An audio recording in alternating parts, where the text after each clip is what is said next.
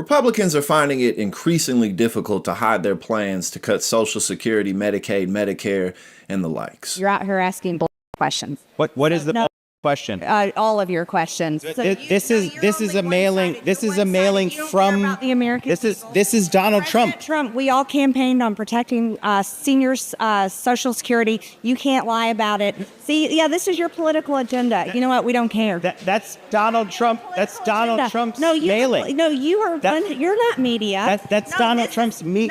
Right here is for Democrat ads to attack Republicans. So it's really simple. It's really simple. No, it's Will not you simple. pledge No, you're a to take liar. Social Security and Medicare cuts off the table? You and this guy right here, look, you're lying. What am I lying about? Because I'm asking you to take a pledge. I don't need to take a pledge because we've already done that all year long. And guess what?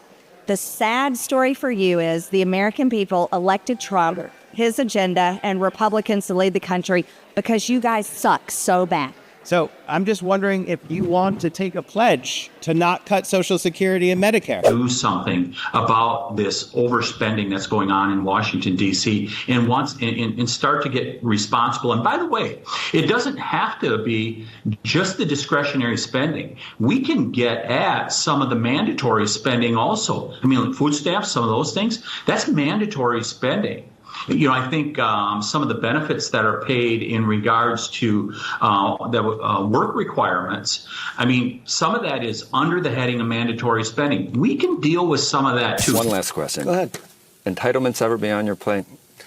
At some point, they will be. We have tremendous growth. We're going to have tremendous growth. This next year, it'll be toward the end of the year. The growth is going to be incredible. And at the right time, we will take a look at that. You know, that's actually the easiest of all things, if you look. Safety net programs, but the reality is they're headed towards bankruptcy. In just a few number of years, Social Security goes belly up. So does Medicare, Medicaid, all of these big spending programs, because we're drowning in debt. And so we've got to think about long-term reforms to those programs. In a post on Truth Social, you said that seniors should not pay tax on Social Security.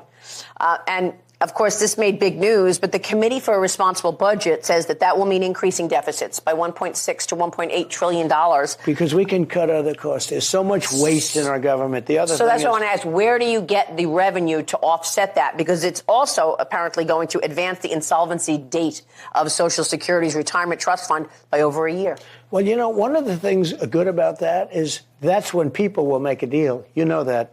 But we're going to take care of Social Security. We're not going to do anything to hurt our seniors. Take the show on the road and show the American people what's going on. You have a president who lied to people and said he was going to fight for working class families, but yet he's amassed the richest cabinet in the history of our country. So you expect him to believe that someone like Elon Musk, who's worth over $340 billion, is going to be in charge of helping to decide what my mom's Social Security check is going to be? Mm-hmm. And so I think we really need to take this on the road to show people, and it's going to help us, of course, take the House back. Trump at least has called for tax cuts. Most people don't realize that when they retire, all of a sudden they're being double taxed because their Social Security is taxed.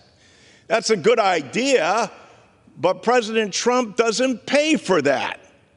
And when you don't pay for that, the money comes directly out of the trust fund, therefore hurting everybody in the program because it would reduce Social Security benefits by 36% as soon as 2031. Traditional pension plans have become an endangered species on their way to extinction, and the result for workers has been tragic.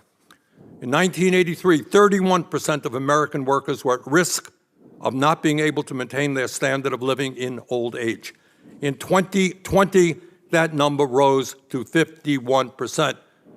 In other words, we are moving in exactly the wrong direction.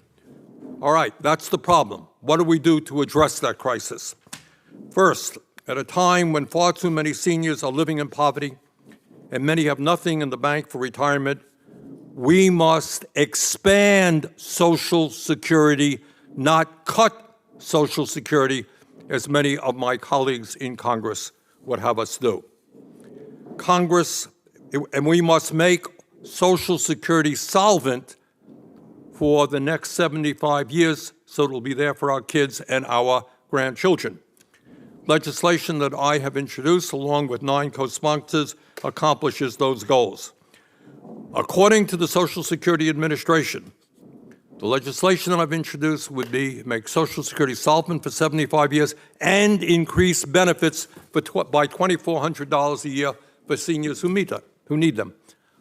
How do you do that? My goodness.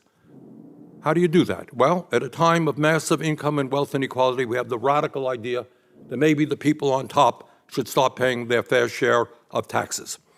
Today, a billionaire pays the same amount of money into Social Security as somebody who makes $168,000 a year as a result of the cap on the Social Security payroll tax. Got that? You make $1 billion a year, you make $168,000 a year, you pay the same amount. Anybody in America think that makes sense? I don't. Ever since FDR implemented the New Deal and, Social Security and all of those programs that are incredibly popular with the American people, the Republican Party has been all about reversing that. So Republicans going after Social Security, Medicaid, Medicare is nothing new. And the way that they continue to win elections, despite the fact that that's pretty much all the Republican Party does and all they stand for, is the Southern strategy, which you've all heard of, racism. It keeps selling over and over and over again. The idea of white supremacy continues to sell, even when you go into other communities who aren't considered traditionally white. Keep in mind, when Irish people and Italians first came over here, they weren't considered to be part of the group either, but now they are.